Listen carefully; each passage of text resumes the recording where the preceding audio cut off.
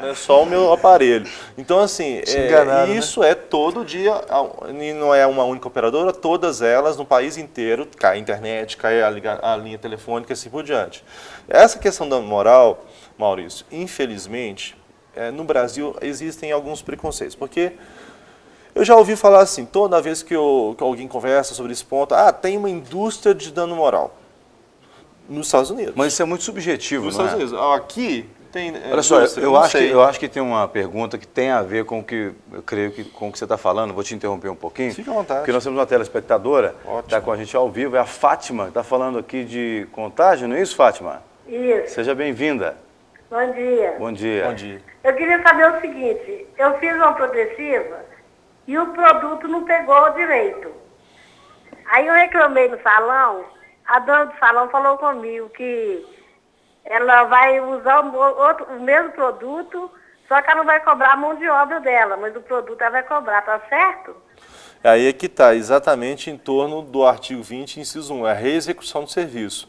Se, obviamente, no primeiro serviço você tem um valor agregado, na hora que você põe assim, por exemplo, R$35 pelo corte de cabelo, não é só o serviço, são os produtos e outros fatores em torno daquilo, é a energia que o cara gasta, é a água que ele gasta e assim por diante. Então, o que acontece efetivamente? Ela não pode cobrar por nada, porque aquele produto já está agregado ao primeiro valor. Então, deveria ser uma reexecução sem nenhum custo para o consumidor. Tá ok, Fábio? Tá certo. Então, nesse Obrigada, só isso que eu queria saber. Nesse caso, tchau, ela tchau, poderia... Tchau, Fátima. Ela poderia ir se não resolver uma ordem de defesa do consumidor, Isso. né, ou até mesmo juizar. Agora, você já pediu o recibo uma vez no salão? Você já pediu? Eu também não. É difícil então, provar. o problema é como se comprova essa relação de consumo. De novo, o serviço ele é super complexo por conta disso.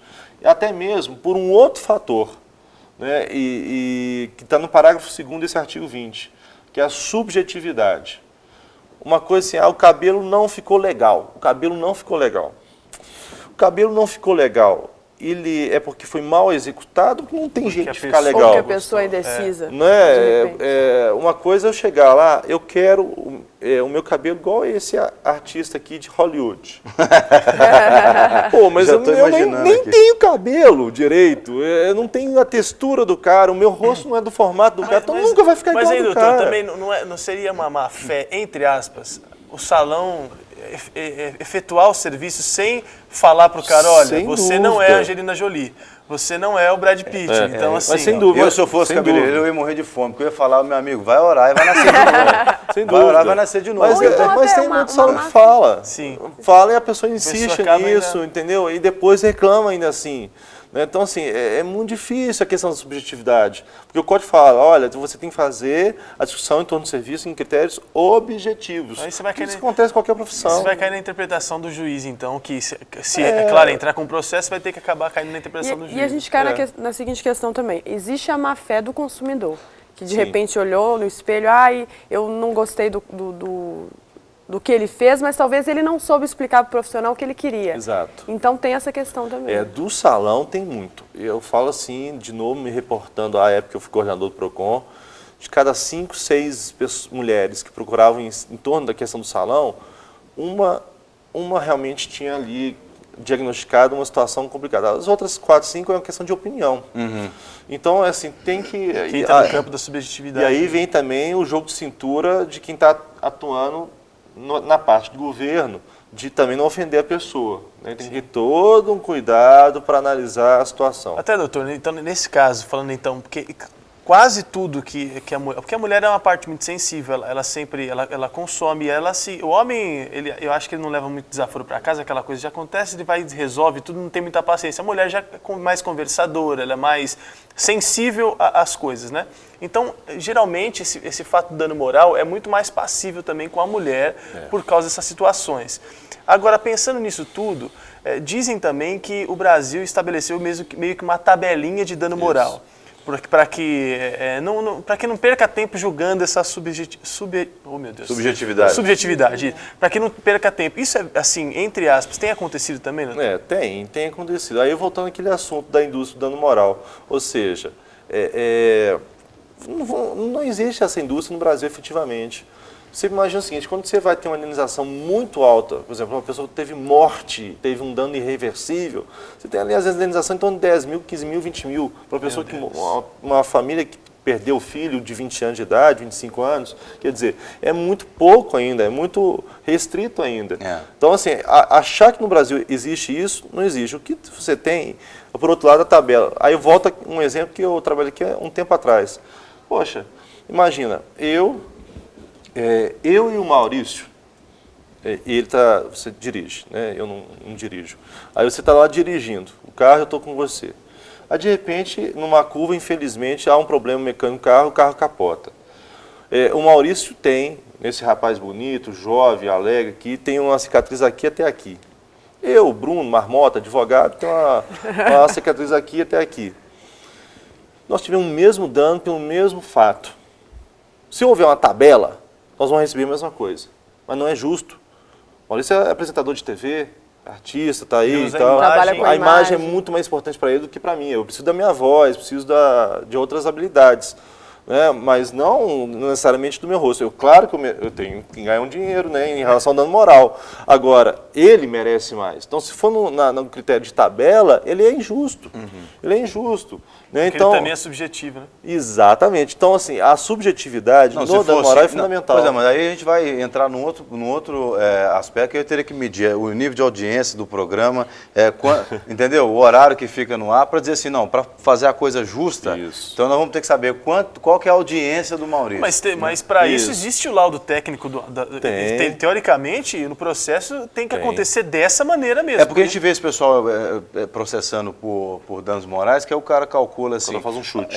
Não, o cara fala, se ele estivesse trabalhando, por exemplo, ele trabalha como apresentador de programa, o cabelo dele caiu, né? Ficou assim assado. Então, se ele estivesse trabalhando, ele ia alcançar X, não sei o que, e ia ter que ganhar tanto. Tem que fazer aí é muito complicado. Assim. Tem que fazer uma coisa técnica, porque o que acontece? O advogado da vítima, ele que é o responsável por convencer o magistrado ou a magistrada que houve o dano moral e quanto é o dano moral. Porque são duas coisas, tem que convencer que houve e quanto. Ou seja, tem que ter um nexo causal, a real ocorrência do dano e quanto.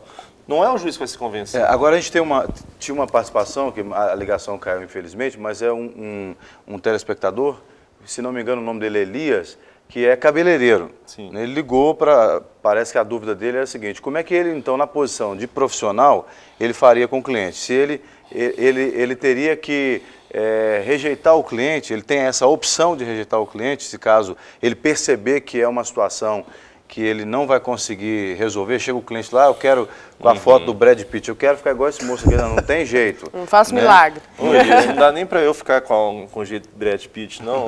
Faz uma força aí. Elias e quem está nos escutando, eu volto a insistir, é uma relação muitas vezes informal do corte de cabelo, né? Você dificilmente vai ter um contrato, vai ter um recibo, ou algo desse tipo. Agora, no limite, eu acho que vai ter que pensar em situações excepcionais, você realmente ter alguma coisa mais formalizada.